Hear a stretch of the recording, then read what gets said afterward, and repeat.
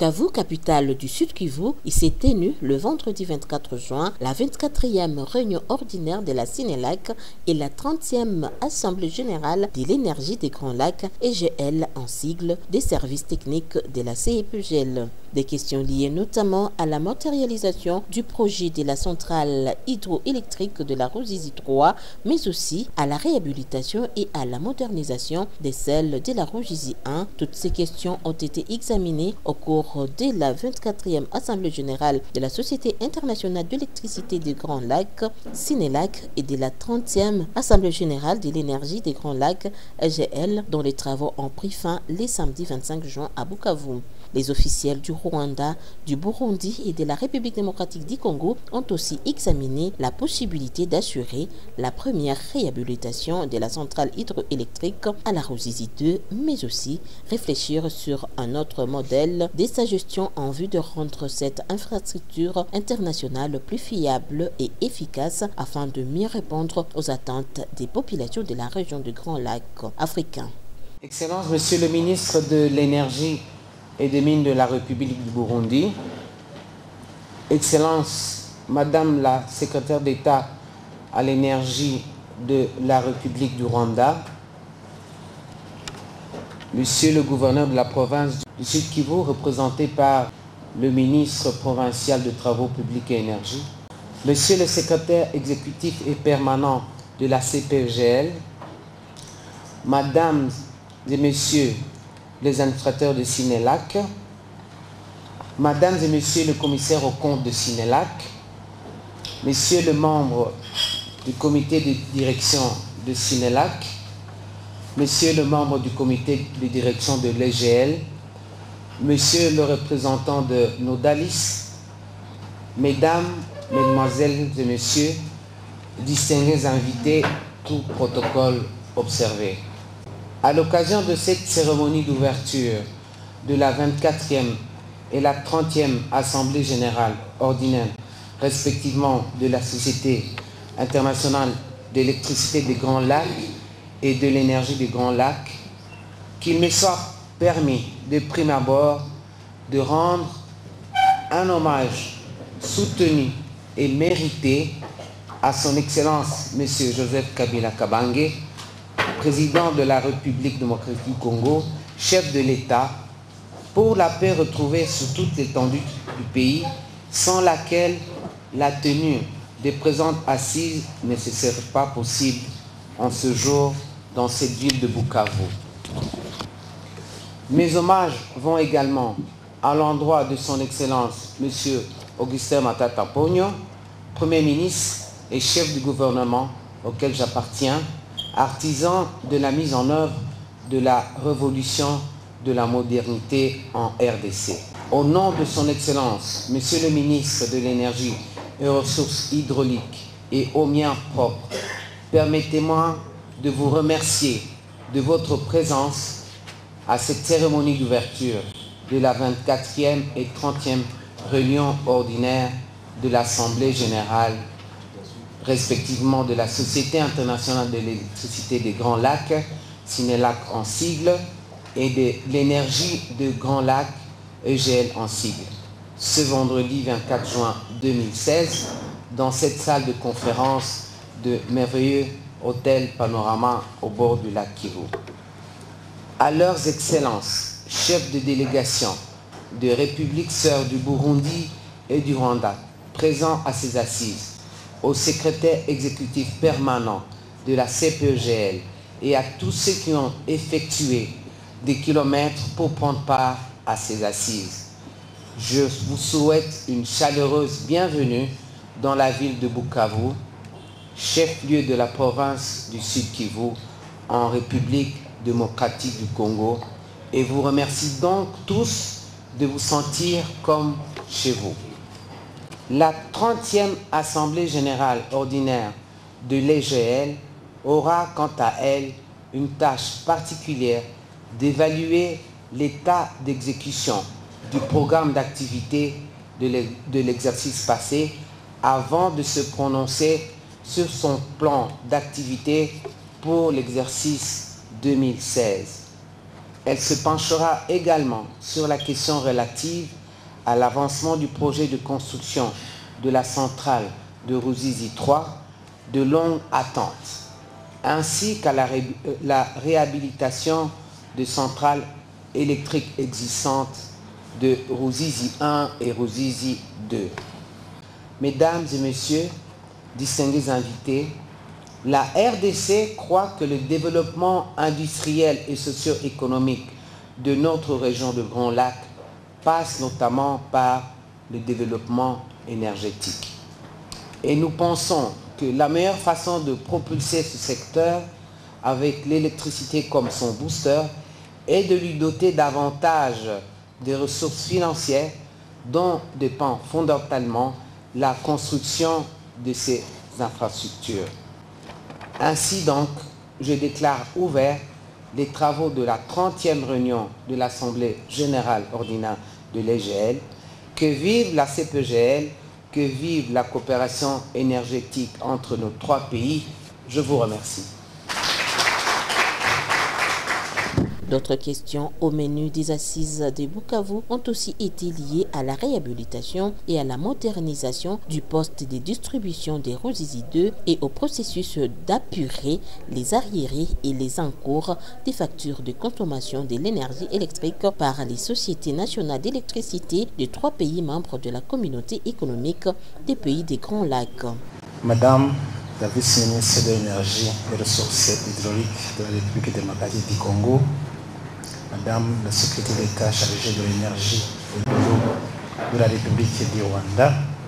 Monsieur le secrétaire exécutif permanent de la CPGL, Monsieur le représentant du gouverneur du Sud Kivu qui est présent ici,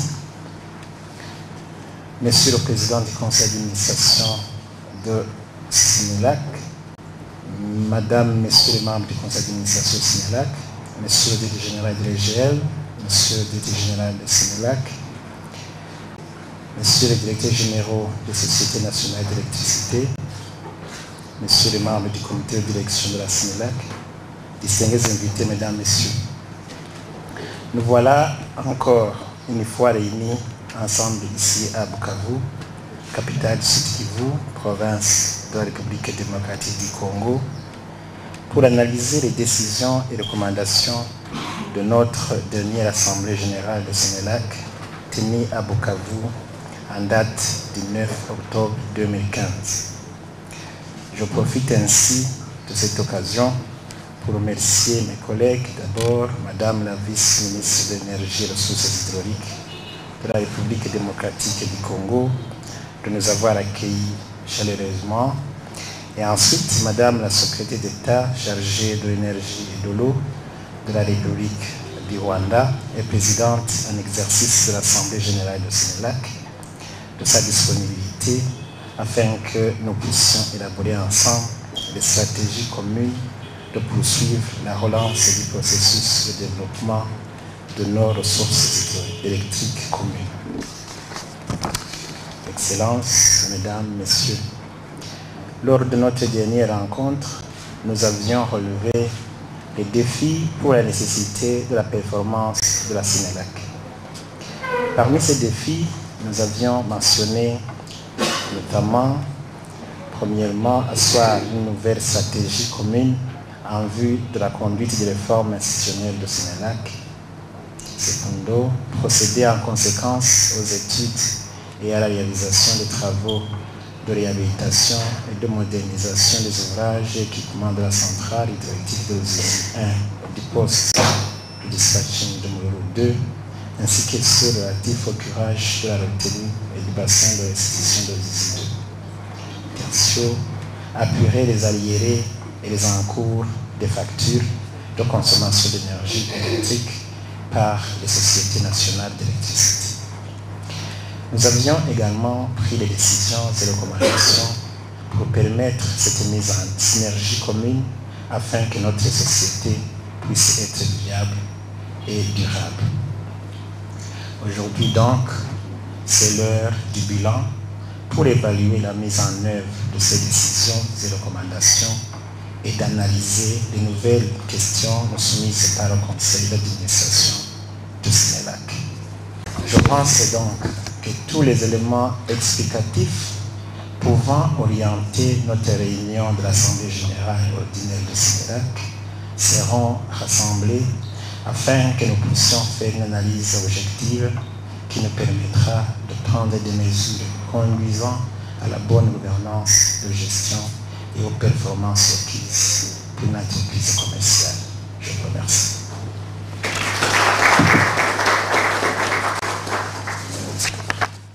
Les officiels et délégués du Rwanda, du Burundi et de la République démocratique du Congo ont aussi examiné la nécessité de rendre plus performante la Sénélac, notamment asseoir une nouvelle stratégie commune en vue de la conduite des réformes institutionnelles de la Sénélac.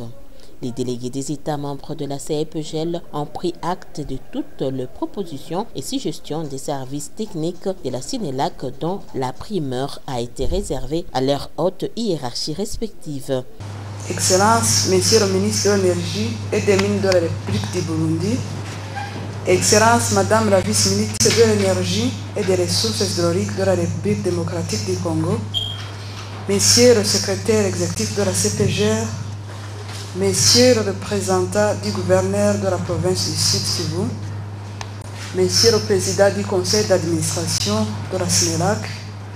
Mesdames et Messieurs les administrateurs, Mesdames et Messieurs les commissaires aux comptes, Messieurs le directeur général de la Sénélac, Messieurs le directeur général de l'EGER, Messieurs les directeurs généraux de sociétés nationales. Notre réunion se tient à proximité de la centrale hydroélectrique de Ruzizi-2, dont l'exploitation efficiente et efficace constitue la mission essentielle de la Sénélac. Il s'agit d'une agréable opportunité pour nous de nous rendre compte et d'apprécier la situation actuelle de cette centrale, combien importante à bien d'égards pour nos trois pays frères. Nous sommes tous convaincus de la place primordiale de l'énergie dans le développement socio-économique du continent africain en général et de notre sous-région en particulier. La mise en place de la centrale hydroélectrique communautaire qu'est Ruzizi-2 a donc été une décision combien louable de la part de nos trois États, car ils ont répondu non seulement aux problèmes d'investissement,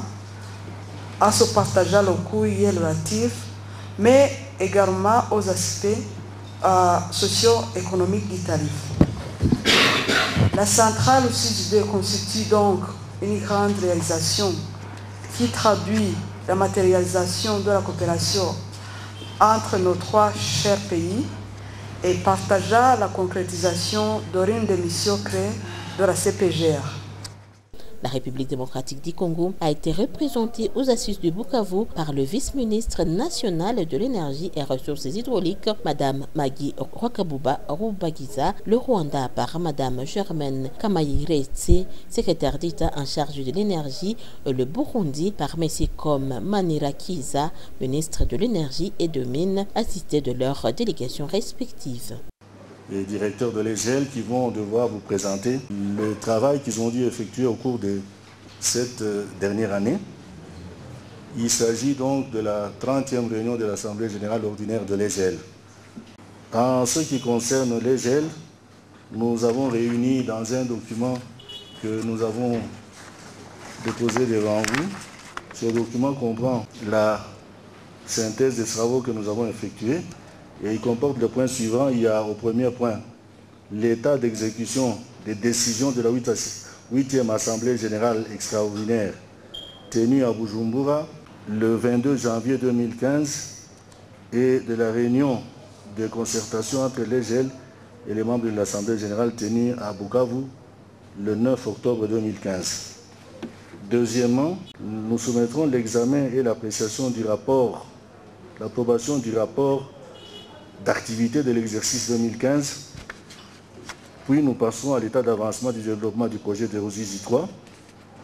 Nous entamerons ensuite la présentation de l'état d'avancement des études de réhabilitation et de modernisation des centrales hydroélectriques Ruzizi 1 et Ruzizi 2,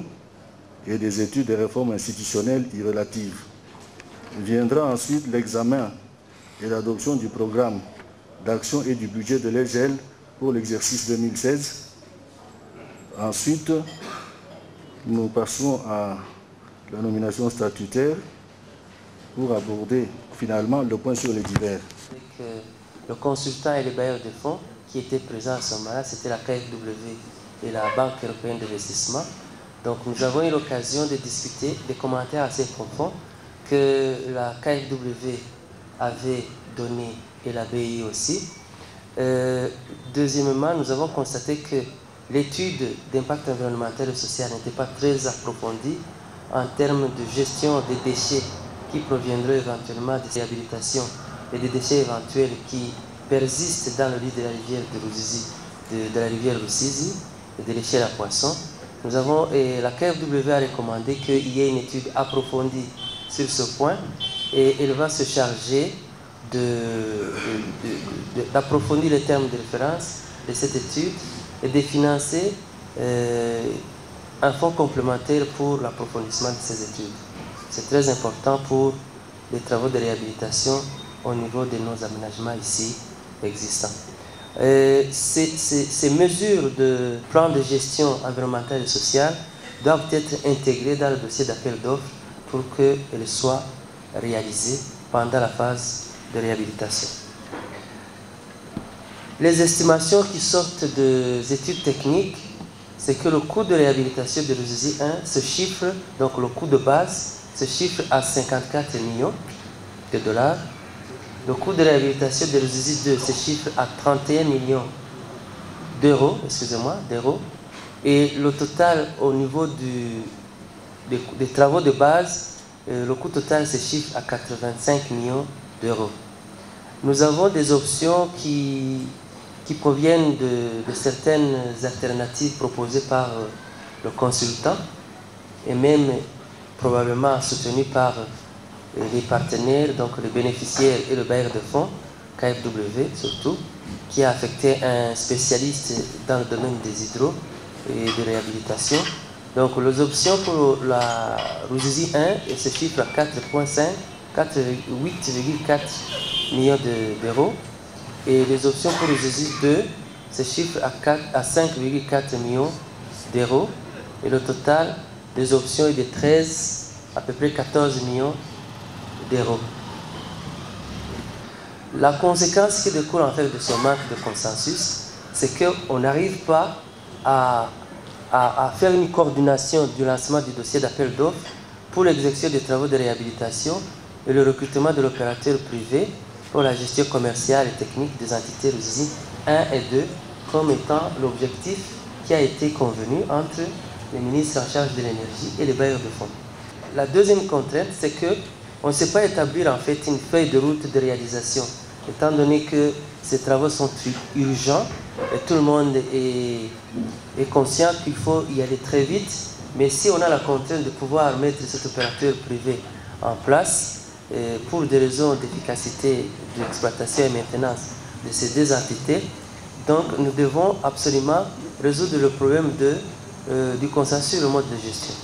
Donc sur ce point-là, donc la feuille de route devrait nous permettre d'établir un calendrier pour le recrutement du contractant ou de l'IPC ou de l'opérateur privé et voire même mettre en place les mécanismes de supervision de ces travaux et la mobilisation de ressources pour la réalisation de ces travaux.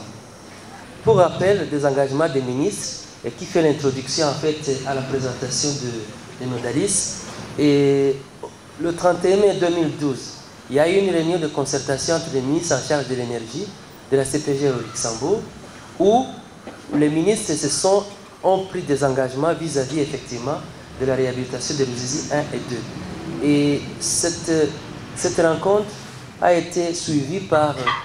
une entente, il y a un mémorandum d'entente qui a été signé le 22 juin 2012 entre les trois ministres toujours pour matérialiser en fait leur engagement qu'ils avaient fait vis-à-vis des bailleurs de fonds.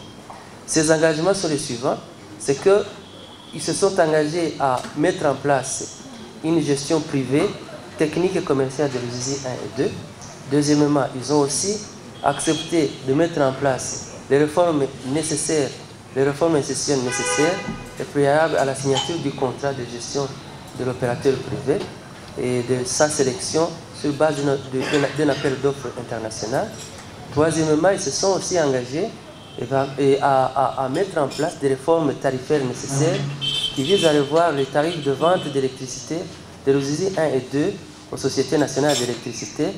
bien entendu pour couvrir le coût d'investissement lié à la réhabilitation et à la modernisation, les frais de gestion de l'USISI 1 et 2 et les frais d'amortissement des équipements. Et je vous remercie et je passe la parole à M. Daniel Capin, qui est le consultant de Medallis. Un contexte à rappeler parce qu'il est quand même très important et il est, j'allais dire, prégnant du dispositif que l'on pourrait mettre en place. Système hydroélectrique transfrontalier. Ça n'a pas bougé depuis longtemps, mais le fait qu'il soit transfrontalier, vous l'avez traduit dans un traité international. Et ce traité international est sans doute la meilleure réponse que vous pouvez apporter à la mise en place d'un dispositif. Cette réponse est tout d'abord la création de CEPGL avec ses institutions spécialisées. Deuxième élément, des centrales hydroélectriques, RUSISI 1 et RUSISI 2, avec des régimes juridiques différents, tout simplement parce que l'histoire... Pardon. Parce que l'histoire... Ça va mieux comme ça? Excusez-moi. Parce que l'histoire fait qu'il y a une première initiative sur RUSISI 1, engagée à l'époque par la RDC, puis une seconde engagée par les trois États. Il y a à venir un troisième aménagement dont on vous a parlé, qui est RUSISI 3. Il y a également une nécessité, et on vous en a déjà parlé, de réhabiliter RUSISI 1 et RUSISI 2. Et il y a enfin des financements des travaux de réhabilitation par des bailleurs de fonds qui sont conditionnés à la réforme du mode de gestion de RUSISI 1 et RUSISI 2. C'était déjà quelque part acté dans le mémorandum de 2012. Rappel des objectifs de l'étude, définir un mode de gestion le plus approprié pour RUSISI 1 et RUSISI 2, assister les parties prenantes dans le recrutement d'un opérateur pour l'exploitation des centrales, et dans une logique de gestion optimale et coordonnée de la cascade. On est sur une cascade, et donc à partir de là, il y a une logique effectivement à la fois hydraulique, mais également hydroélectrique, qui convient, si possible, de respecter, et dont il convient, si possible, de tirer le meilleur parti, avec une utilisation des ressources en eau optimale, et une harmonisation de la gestion technique, commerciale et financière des centrales 1 et 2, étant entendu que ces centrales sont, si je puis dire, en la matière, interdépendantes, puisque placées sur le même cours d'eau. Rapidement, je pense qu'une réforme institutionnelle, ce n'est pas quelque chose que l'on décide et que l'on met en œuvre tout à fait rapidement, d'autant que cette réforme suppose à la fois une modification sans doute à terme des traités internationaux, suppose également, j'allais dire, une discussion entre les États et à sans doute une modification des statuts de Sinelac, mais pas dans un premier temps. Donc on s'est efforcé pour mettre en perspective l'évolution de cette situation, pour arriver à une structure cible, de donner une indication de temps, à savoir que les 2 premières années sont essentiellement consacrées aux travaux de réhabilitation, en même temps qu'à l'arrivée de l'opérateur chargé d'exploitation, performance à réaliser. Dans le même temps, il y aura également des travaux préparatoires liés au statut juridique des différentes centrales qui devront être préparés pour qu'ensuite on arrive dans les 10 prochaines années à, j'allais dire, avoir, si possible, à la fois le même statut juridique sur les centrales, en même temps que le même opérateur sur les centrales. Donc, unicité de statut juridique, si possible, et unicité d'exploitation et de mode d'exploitation des centrales. Ok, merci bien. Nous venons juste de clôturer 2 assemblées générales. Donc, il s'agit d'une assemblée générale de la Sinelac et d'une assemblée générale de l'EGL. Au cours de ces 2 assemblées générales, je pourrais essentiellement souligner les points, notamment au niveau de Sinelac, Il s'agissait principalement de voir ensemble l'état d'avancement des travaux en rapport avec la réhabilitation et la modernisation, notamment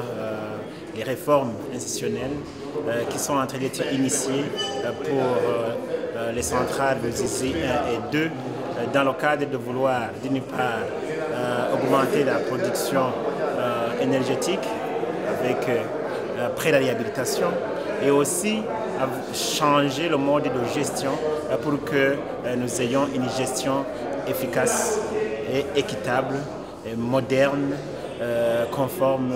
à la technologie d'aujourd'hui. La gestion des dettes croisées, une question qui date de plus longtemps et qui n'avait jusqu'à aujourd'hui trouvé solution. Alors, nous pouvons quand même nous contenter des solutions déjà arrêtées en rapport avec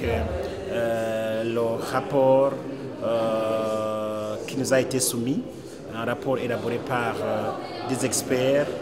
3 experts par État, c'est-à-dire 9 experts, et le rapport qui a été présenté, c'est un rapport qui a trouvé un consensus de nos 3 États, et nous pensons très bien que des étapes qui vont suivre pourront faire que cette question soit vidée définitivement.